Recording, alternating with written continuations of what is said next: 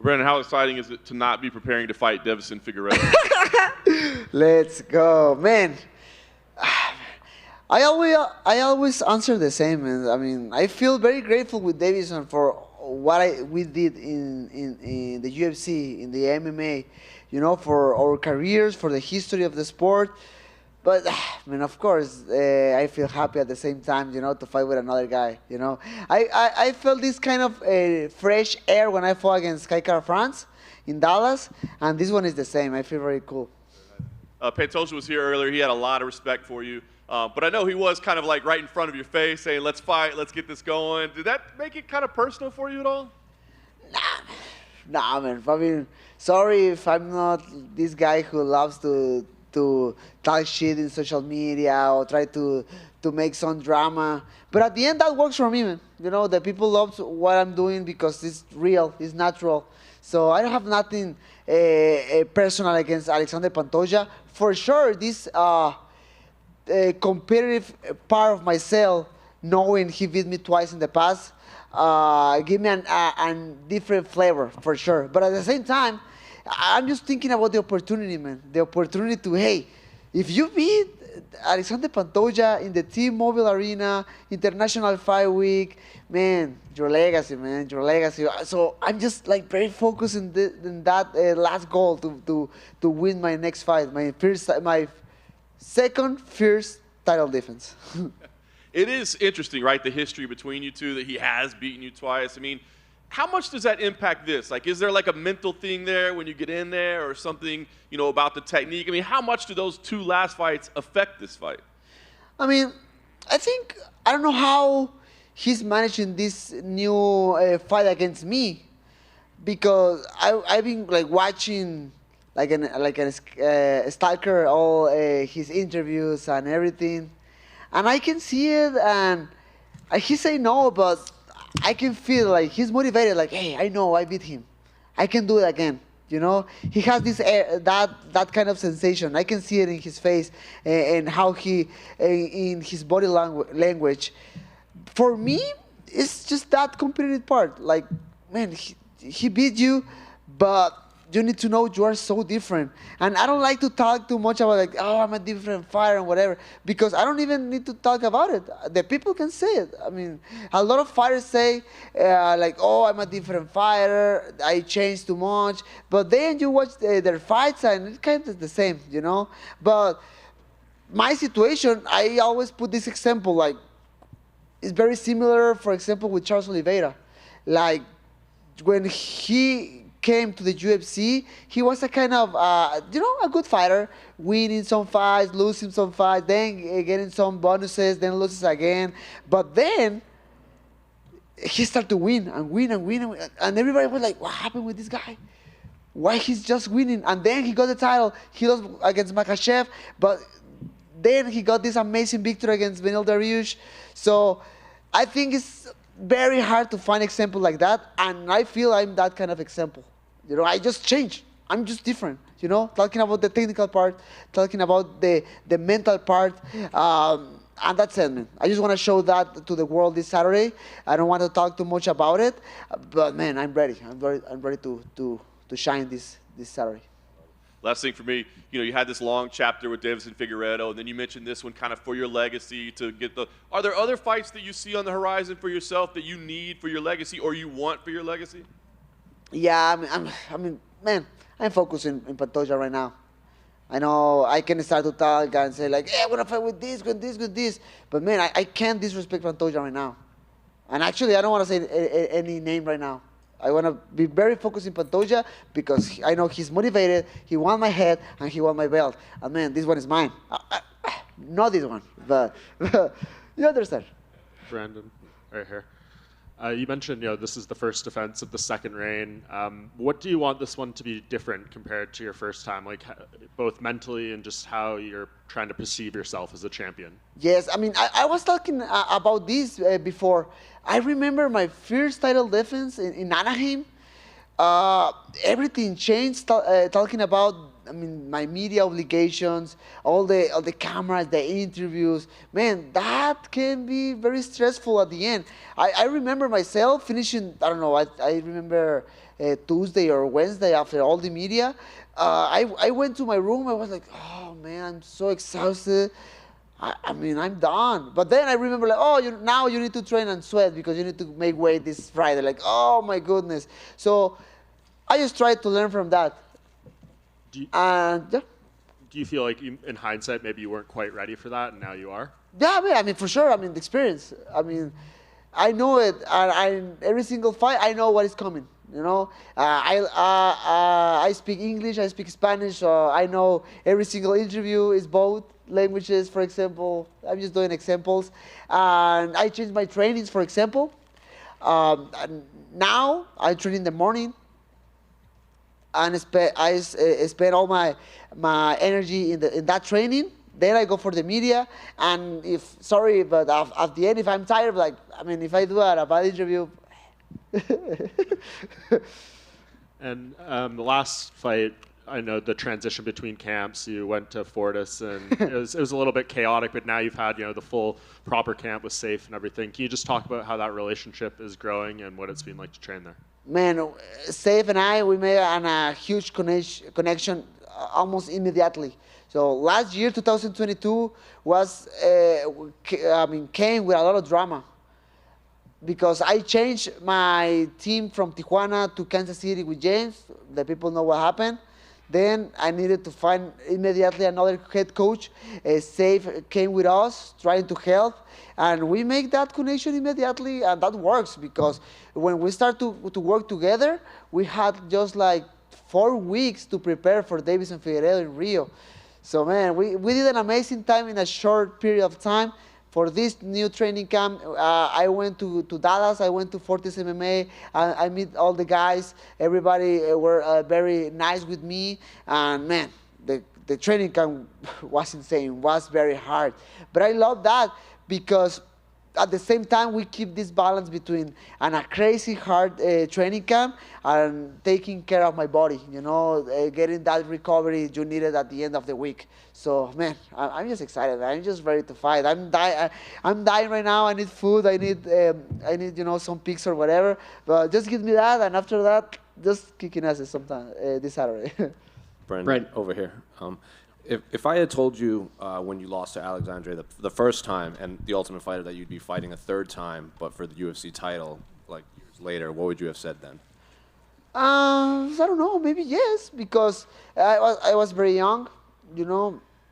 He was having a good moment, and in my mind, when I lost against him, yes. For example, maybe I'm trying to remember. Maybe the first month was very hard. Like, oh, I don't know. You have these negative thoughts in your mind, like, I don't know if this is for me. I don't know if I want to keep going, blah, blah, blah. You wake up in the morning and you need to go and train. And you're like, I don't know. I'm not sure if I want to go to train today, But in the moment when I pass all those negative thoughts, I was focused on just keep going. Like, I need to keep going. I need to keep fighting, not just for me. For my wife, for my daughters, for my teammates, for all the people who believe in me.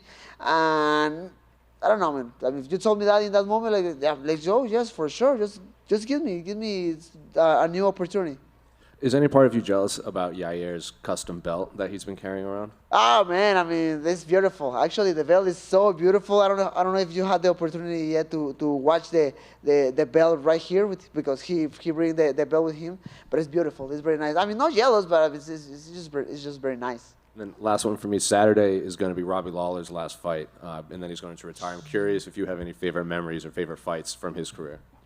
Of Robbie?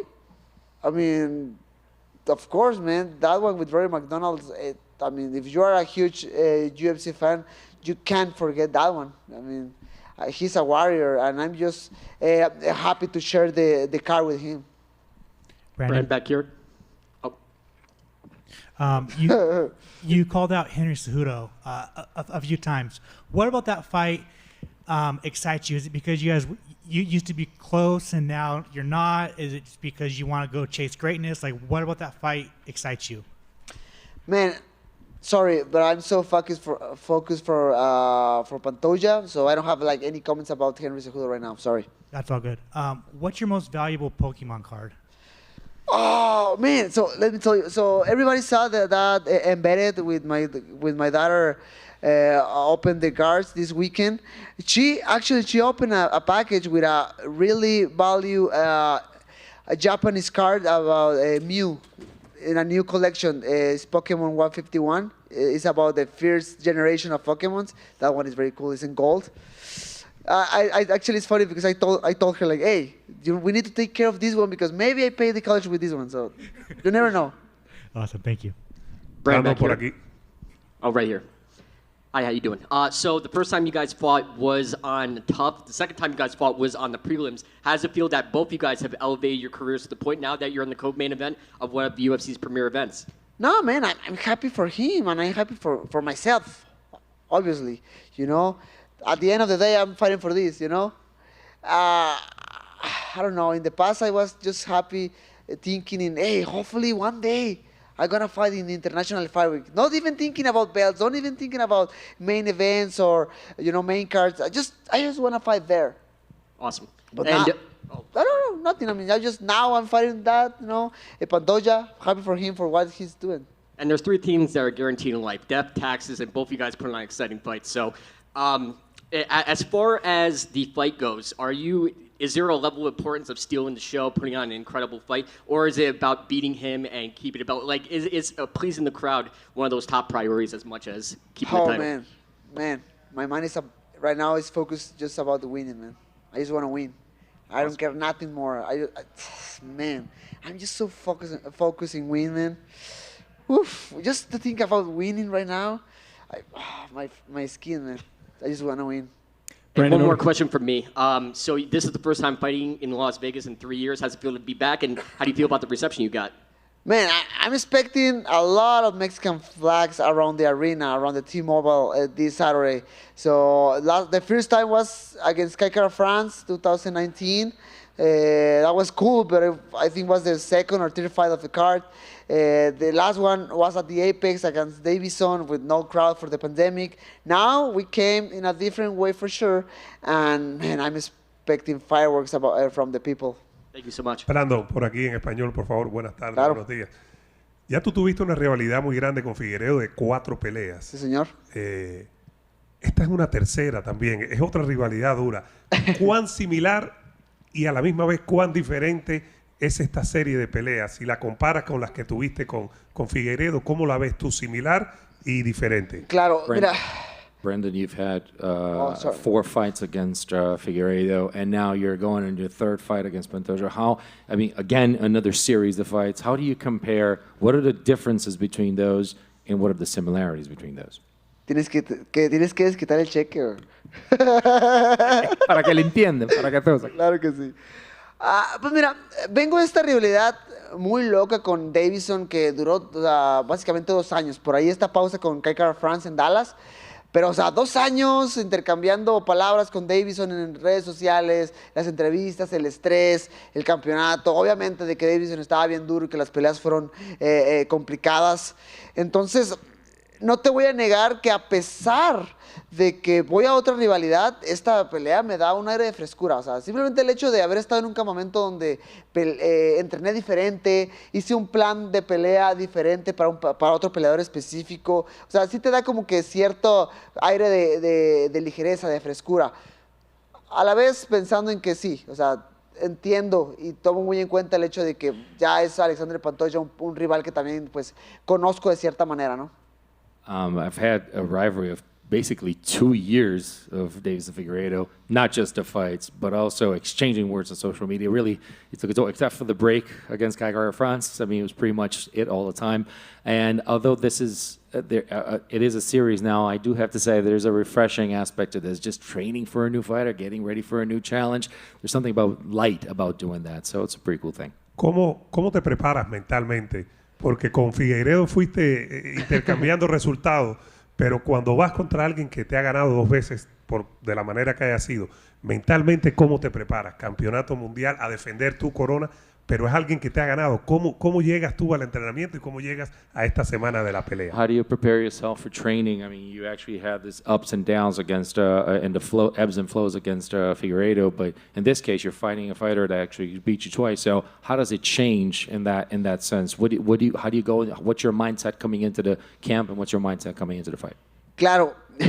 Mira, es obvio que tomo en cuenta ligeramente el hecho de que perdí con él.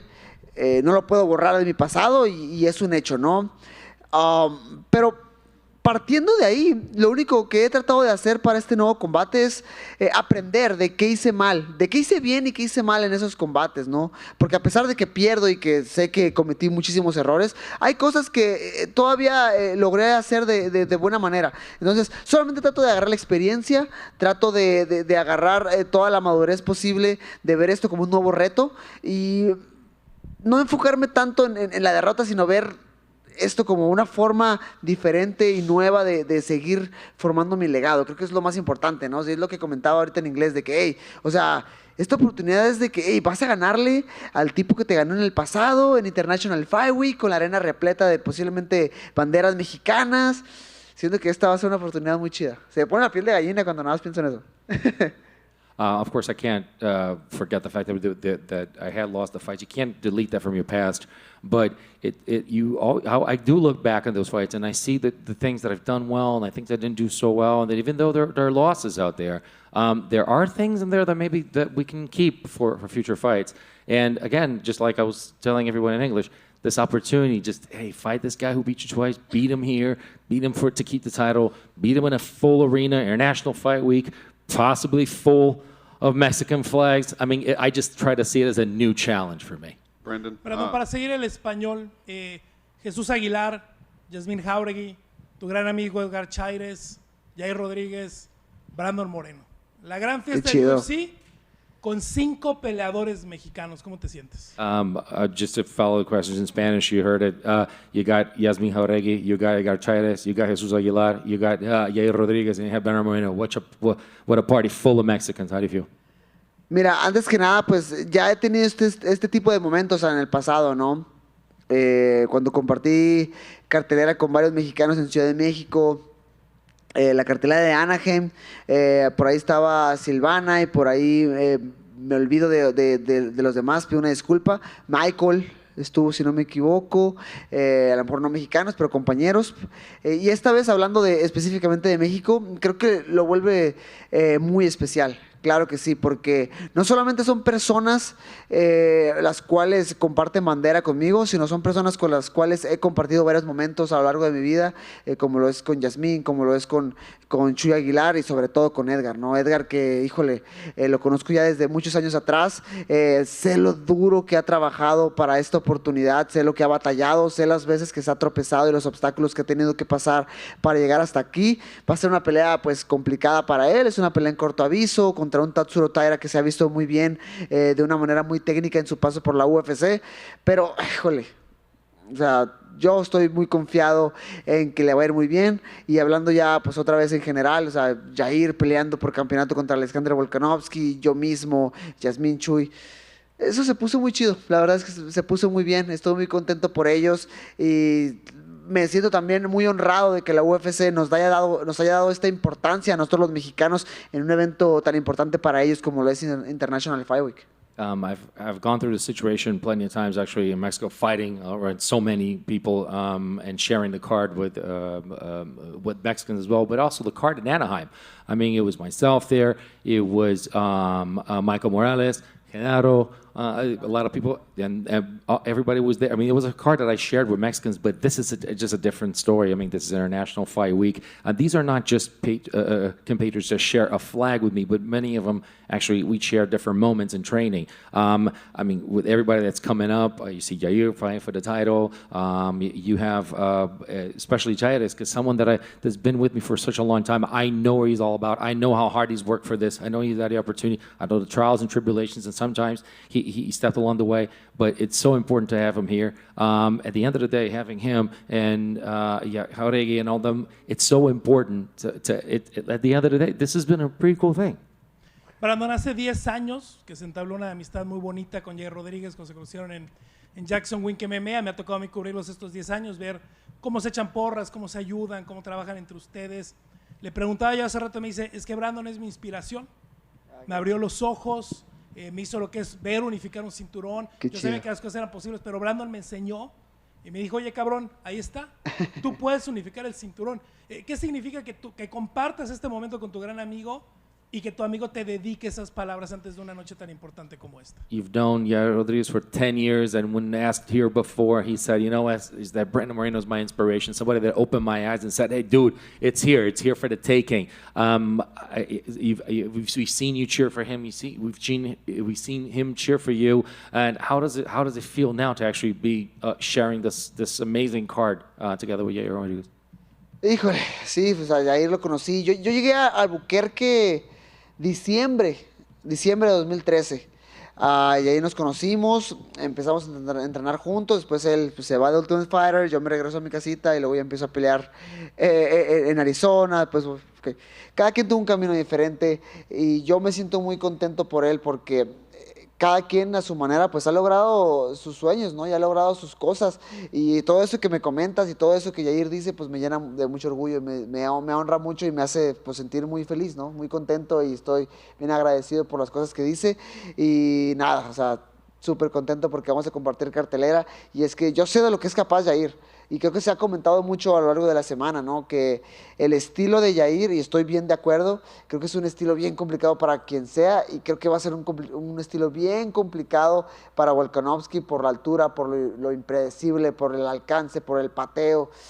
Yo me veo ganando junto con él y tomándonos una foto muy chida al final de la noche el sábado. We go way back to December 2013, Albuquerque. Then, you know, life is taking us separate ways. I went to Arizona. Everybody knows about Ultimate Fighter, and it was my turn. So I just, he's the guy who just made things. He's making dreams come true. And the fact that he said those words, it just makes me so happy and also so proud of something like that. And you know, about him, I know the guy. And I know how hard he can be. I know how his reach, I know his power. I know that style that makes it difficult for a lot of other fighters, especially for Volkanovski. And I really want to I can see myself taking a picture on Saturday with him, a picture of us together with belts. Yeah, Brandon, just quick over here. You mentioned being at Fortis MMA. Who did you mainly get to train with over there? Because when you think of that gym, it's a lot of fighters in higher weight classes. We see Marcelo Rojo here. Who else did you get to work with? No, Marcelo is, he's not a fight right now. He's going to fight coming soon in July 15th, so he's in shape. He's making weight. But there in Dallas, I had two specific training partners. Nick Piccinini, who is an All-American in wrestling. He helped me like a lot. And another one was Ian Egbrook. Egbrook. I mean, all those guys helped me a lot. Gave me a lot of hard sparring sessions.